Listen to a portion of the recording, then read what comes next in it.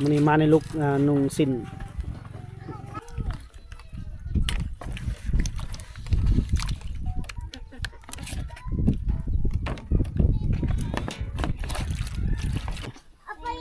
ขอบใจวะเนี่ยขอบใจคือสิใส่ได้อยู่ดอก36คือกันนั่นแหละข้าเจ้านี่บ่ใหญ่ปานใดดอกงามบ่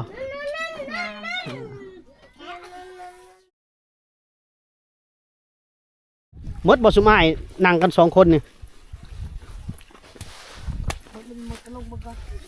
แพตัวใหญ่นี่ของไผแพตัวใหญ่นะปูดๆกี่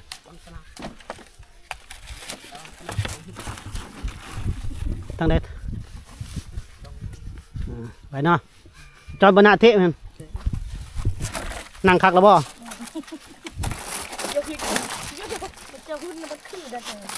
นั่งยิงย่อเนาะอันนั้นเราคอยบนเมื่อเราคอยย่างเราคอยเอาค่อยๆเด้อทำเด้อมือมันต่ำคนอื่นกับพ่อให้มันตำใหม่ตำตอกเลยเนาะขามมืออันนี้ง่ายมันมาให้มันตามเนาะอย่าหัวได้เอาเดี๋ยวบ่มีแนวจองแนวจับเลยเนาะเอ้ยเขานั่งยิงย่อเขากันแค่นั้นแต่มันใกล้ขาเอาลงมีง่ายอยู่เห็นมันเด้มันลงน้ำมันลงดิมันต้นขึ้นตลอดนั่งยิงย่อเนาะเดี๋ยวจะนั่งอันนั้นผัดมันเตี้ยภาพบรรยากาศนั่งแพสัมปทานทักแน่อาจับได้อยู่ข้างหน้าโอ้โหโอ้ยโน่คนผู้จะให้จับจะกระแห้งสับไรแห้งยานยานเลยยกขึ้นนะเย้นั่งแพไปแล้วพี่น้องอดเอาอีก3 เดือนก็ได้ขี่รถมอเตอร์ไซค์ข้ามแล้วก็สับไรก็ได้ยางคือเก่าอีกประมาณ3 เดือนเดือน4 เดือน5พี่น้องเมษาถึงแล้วมันแห้งปีตะกอนแห้งแล้วสำนีพี่น้องนั่นน่ะเดือนนึงนี่น่ะแห้งแล้วปีตะกอนบอลจะเอารถมอเตอร์ไซค์ข้ามแล้วปีนี้แล้วมันยาก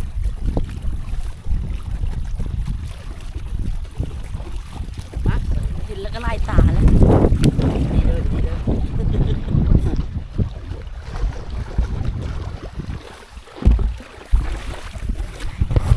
หัวปักหัวซักนั่นนี่นะ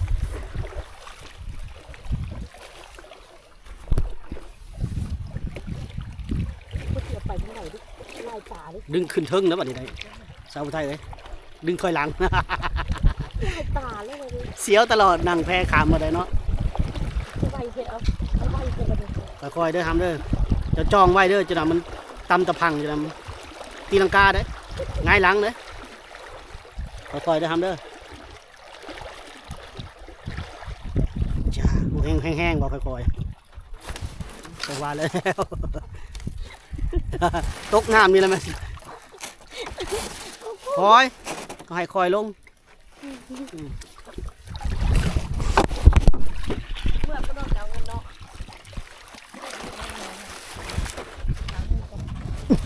โอ้ยเอาเงินก้อนจะพาไปอีบประ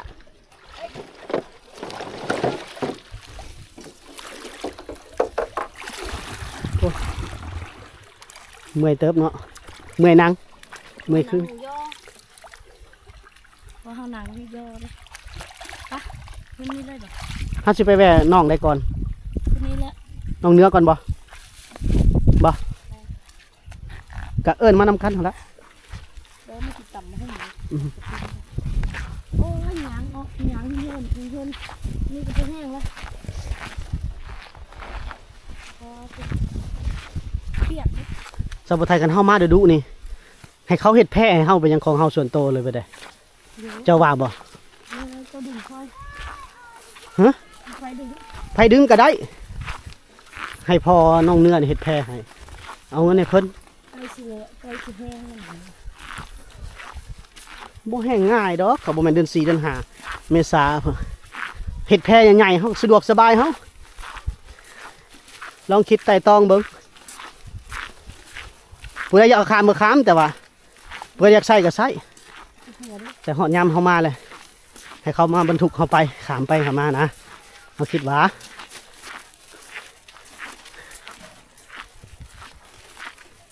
สีหอนสีหนาวบ่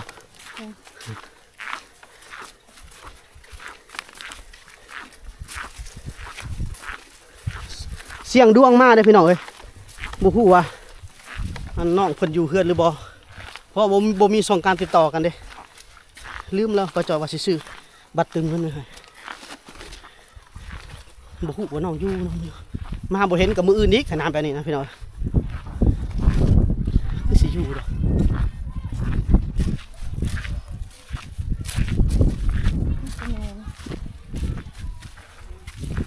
บ่เครือบ่เป็นไร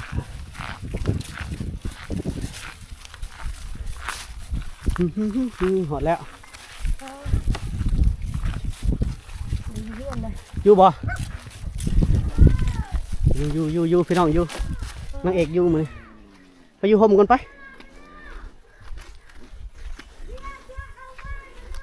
บ่แม่นเด้อเฮ้ยแม่เพิ่นบ่อยู่นี่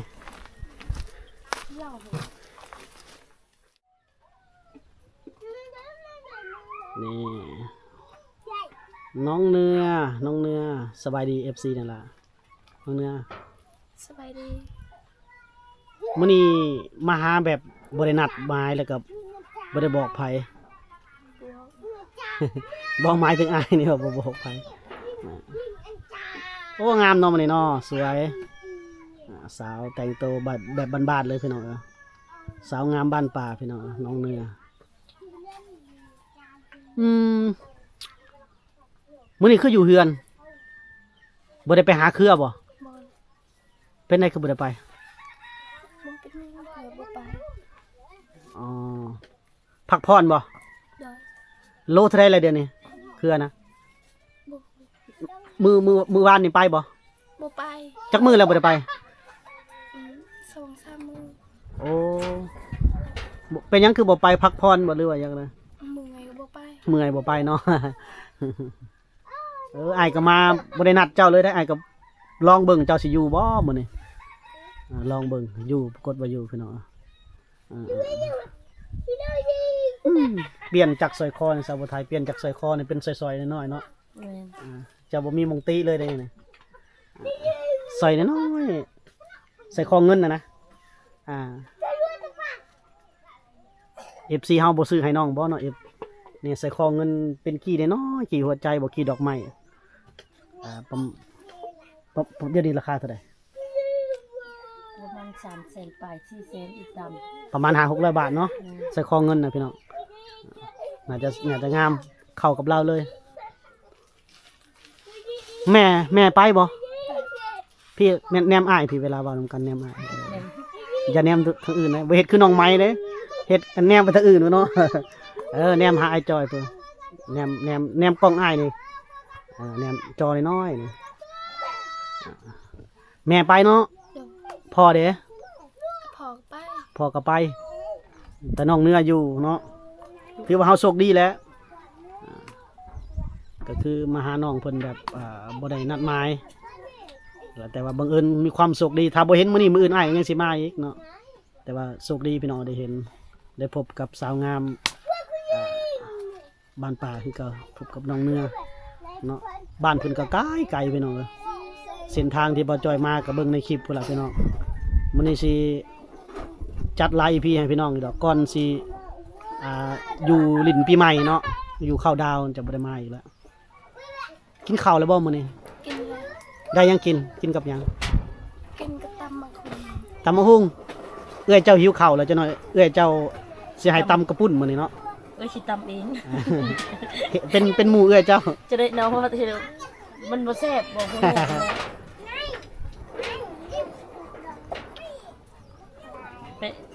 ตำเป็นหมู่เอื้อย มีผักอยู่บ่ล่ะผักกาดมีบ่ บัดสะเปื่อย บ่มี บ่มีบ่มื้อนั้นเฮาไปเอาของไผซะมื้อนะ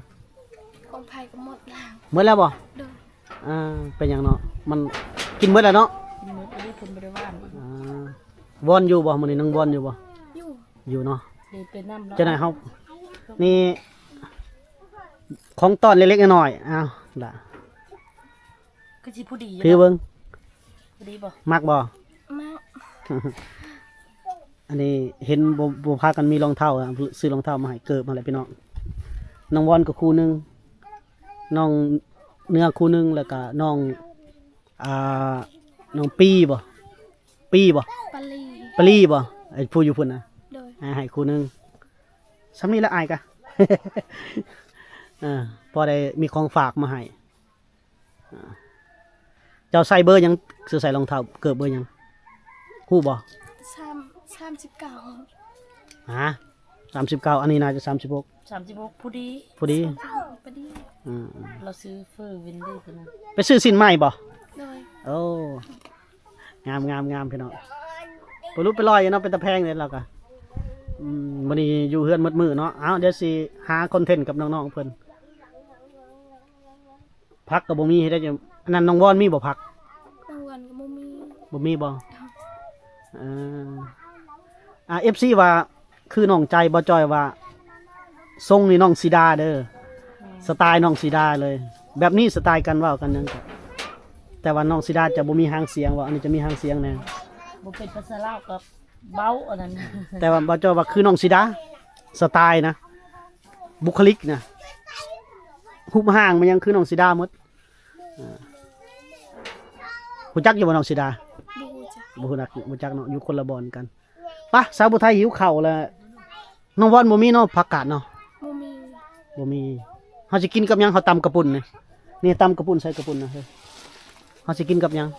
เอาผักหยังมากินกับ นี่ นี่ซื้อกระปุ่นมาตำกิน ตัดได้เฮ้ยตัดน่ะเขาตัดแล้วบ่ เขาไปตำเนาะก็ตัด บ่มีบ่ผักกินกับน่ะ บ่มี บ่มีเนาะจ่าเลยเด้จ่าบวยสั่งน่ะบ่มีเนาะ บ่มี บ่มีก็ตามไปให้เราไปนำน้องวอนมาเนาะ แม่น ไปเจ้าไปเอิ้นวอนมานั่งกินนํกัน กินน้ำกันได้มื้อนี้แซ่บได้มื้อนี้ได้ ช่วงที่เฮาพากันรอท่าอันน้องเพิ่นไปนำมันน้องวอนพี่น้องมี FC ถามว่าผู้ใหญ่เพิ่นถามว่าเฮือนน้องเพิ่นขาดเคินหยังพี่น้องเนาะเพิ่นถามว่าขาดเคินหยัง หลายโมกับเบิ่งโมนึงเข้าก็ บ่จอยก็เลยจะบ่ฮู้ว่าสิยกหยังให้เบิ่งแต่มาถ่ายให้เบิ่งนี่พี่น้องละโคงละเคงเนาะหมอนี่คือสิเป็นอันกินเหล้าแล้วนี่บอนแกงบอนบ่แกงหยังแบบณปัจจุบันนี่เครื่องใช้ครัวเรือนแหละพี่น้องเนาะชาวไทยนี่บุ ถ้วยกับ2ใบ ถ้วย2ใบคกคึกบ่หยัง คุกกับไม้ ถ้าสมมุติผู้ใหญ่เพิ่นมอบเงินให้ซื้อเข้ามาให้ได้บ่ ได้กะ ถือมาได้บ่ กะลำบากน้อยๆนึงหั่นแหละ บ่น้อยแหละ จะเบิ่งเส้นทางมานี่บ่น้อยได้กันเฮาถือบ่ลงโกงเคงมันน่ะ เปมาหั่นแหละสมมุติน้องออกไปน้องก็บ่มีรถ เนาะ เอาให้ ก็ เลย อาศัยรถคนอื่นแล้วเขายืมมา เฮ้ยก็ยืมรถเขาเจ้าอีกยืม ถ้าสมมุติอองมาให้นี่ป้าตัวคกนี่จะยากกว่าหมู่แล้วคก มันสิแตก อืม ก็เฮาเอาใส่ปีนี่แหละเขาใส่สมมุติน้องออกไปซื้อเองก็บ่มีมอเตอร์ไซค์ก็สิย่างตีนอีกคือเพิ่นเว้าหั่นละย่างอีกก็มันไก เขา ล เขาเจ้าจะยืมรถญาติหรือว่าหมู่ ๆ ค ใส่ รูป่ะ ใส่น้ำมันให้เพิ่นเนาะใส่ ก็ น้ำมัน ไป ให้ ไป เพิ่น ตลาดไปซื้อเครื่ แปล อง ว่า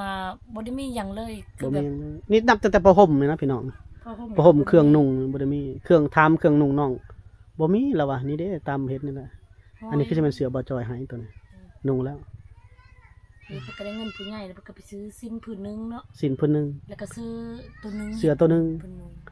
สิแม่นเพิ่นเก็บเงินไว้หั่นละเนาะ สำนั้นแหล้ว เก็บเงินแบบ บ่จอยว่าเด้ซื้อเครื่องนุ่งในเด้อแบบว่าอย่าเก็บเกินนะแต่เราเขาเจ้าประหยัดอยู่แล้วล่ะเขตนี้นะ เอาเว้นแบบหน้าฝนซื้อข้าวกิน ซื้อข้าวกิน ซื้อข้าวกินส่งในข้าวกิน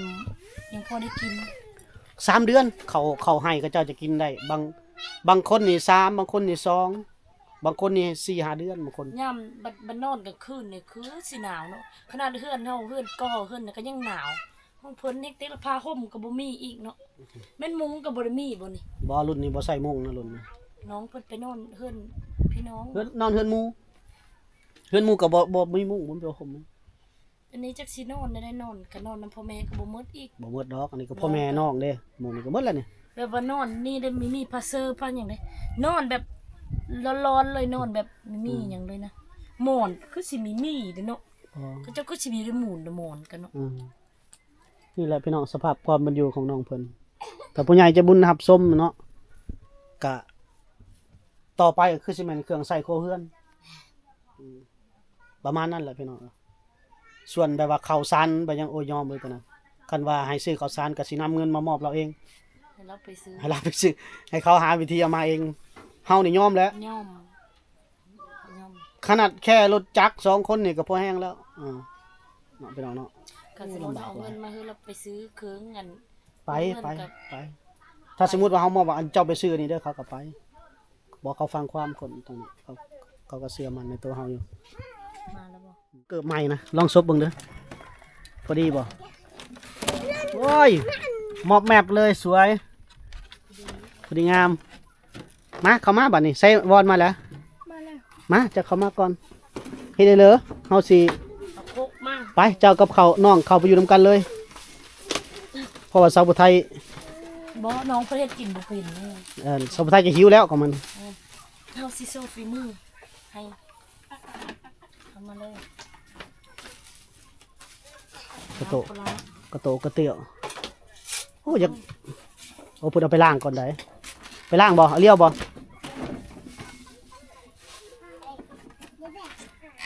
ล้างซะ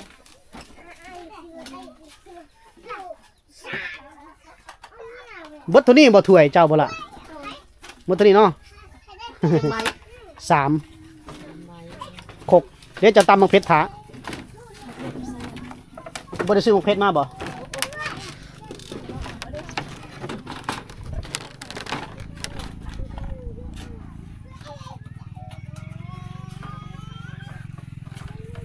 มื้อนี้มาในลุคนุ่งสินงามเนาะนุ่งสินเนาะนุ่งสินดุอยู่บ่แต่ก่อน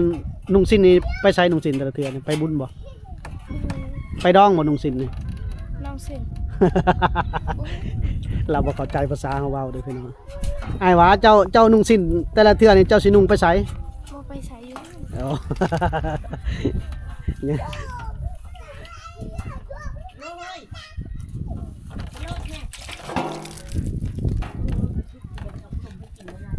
ปิดหน้ามาพี่ล่ะปิดนะปิดมาหาอ้ายพี่เด้อไปซื้ออยู่ไสสินนี่ ซื้อแสดงซื้อแสดงไปกับไผล่ะ ไปก็ไม่ ยืมรถจักรเขา โดย แสดงบ้านอ้ายเด้อหั่นรู้จักบ่บ้านอ้าย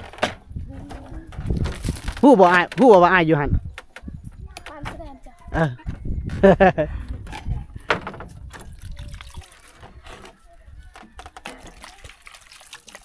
ไปจากคนพากันไป ซ่อง 2 คน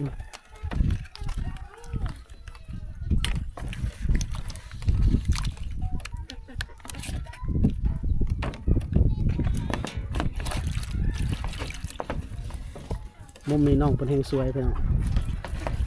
แนมกล้องนี่ล่ะแนมกล้องนี่โอ้อยู่ทั้งเงินบ้านฟ้าพี่เด้อพี่น้องเด้องามเด้อ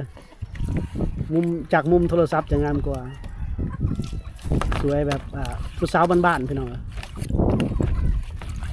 น้องเหนือสาวงามบ้านป่าสาวงามสาวเขาผู้สาวที่อยู่ในบ้านป่าลึกพี่น้อง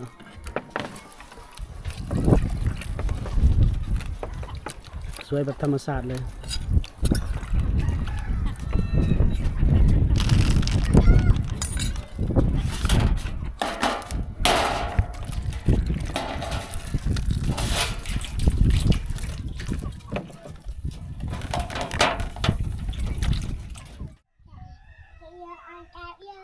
มาแล้วสบายดีFCเนี่ยลืมสบายดี สบายดี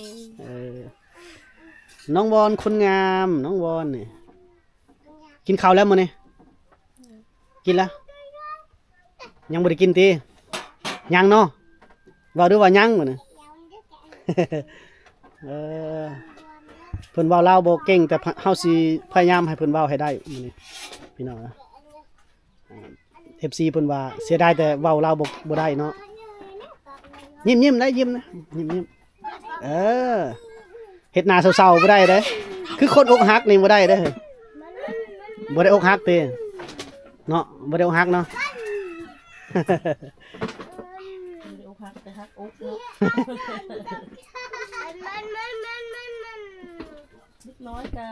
มันแม่น โอ้ย แห้งเอาขนมให้กินแห้งยู่ได้บัดนี้ แห้งบ่ไปเนาะ แห้งบ่ไปบัดนี้ กินข้าวเด้อจังไดเด้อมื้อเช้านี่กินข้าวกับหยังมื้อเช้านี่ได้ยังกินมื้อเช้านี่กินกับหยังจาโดยกับหยังจาโดยกับหยังบื้อหรือเวียเขาเจ้าจามื้อเช้านี่อาราเวียเกือบเพิ่นบ่นี่เฮ้ย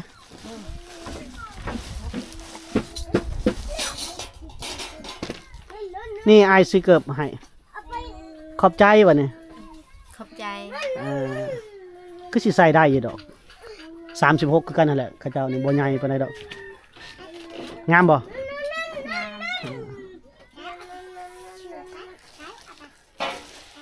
น้องเนื้อนี่สิเว้าลาวบ่เก่งซำบ่ได้เลยนะพยายามเว้าน้ำอ้ายเด้อบ่ถือก็เว้าหะไปโลด อยู่เฮือนเอาหลานเพิ่นน่ะบ่ได้ไปไสดอกพี่น้องส่วนหลายเพิ่นจะเอาหลานมื้อนี้บ่ได้ไปไสบ่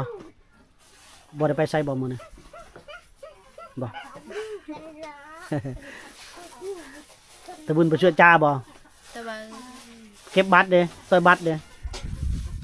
อยู่เฮือนมีบ่บัตรสิเปื่อยบ่มีบ่บัตรสิเปื่อยประดง แต่ว่าตาโรปาสวย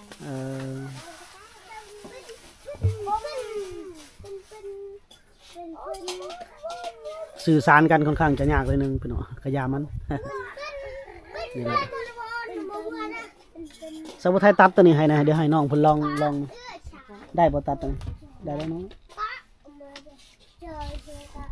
มานั่งพี่มานั่งพี่ อันนี้ให้น้องกินน้ำห้องเซฟเอง เป็นเซฟเองบ่ตัดอีกนี่ยังมีชิ้นหนึงนี่ มีดคุณกับ มีดก็ลองยืน ดองธรรมดา ซบใส่นะลองมองหนู เอาแบบสุดๆกันเลยได้อพี่น้องใส่แน่พอดีงามเลยบ่มีหมองติเกิดคือกันอย่าลงกันเด้อสุมเจ้าเด้อเบอร์กับเบอร์คือกันนี่โอเค รถไฟรีบน้ำกันเกิบไปที่ เอามีดปาดหน่อยนึงหมายเอาเฮ็ดคือบ้านเฮาแต่ก่อนเด้อยับมานี่ยับมันเจ้ายับมันนะยับมันพี่น้องผู้ใดงามเนาะสวยคนละแบบเนาะสวยคนละแบบมื้อนี้จักสิเน้นคอนเทนต์ผู้ใดเด้อเพราะว่ากิจกรรมมื้อนี้น่าจะบ่ได้เฮ็ดหยังหลายเลยพี่น้องเอ้ย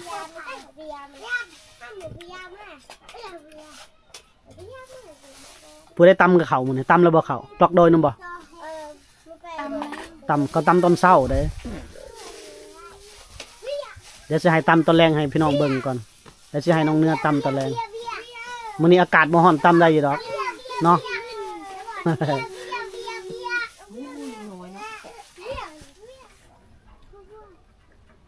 กินรู้อยู่ว่าต่ำแบบนี้มีแต่มาหุ้งให้แล้วเนาะ กิน ต่ำข้าวปุ้นนี่ น้องๆเพิ่นกินตำอันขนมจีนชาวบุไทยเพิ่น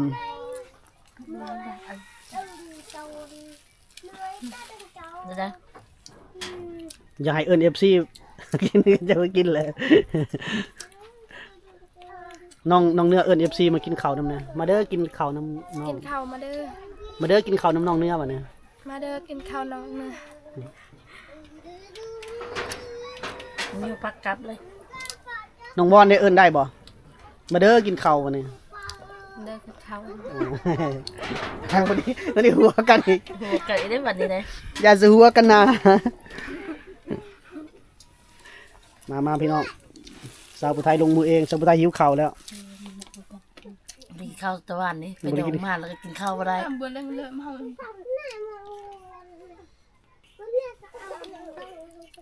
ขาดส้ม บ่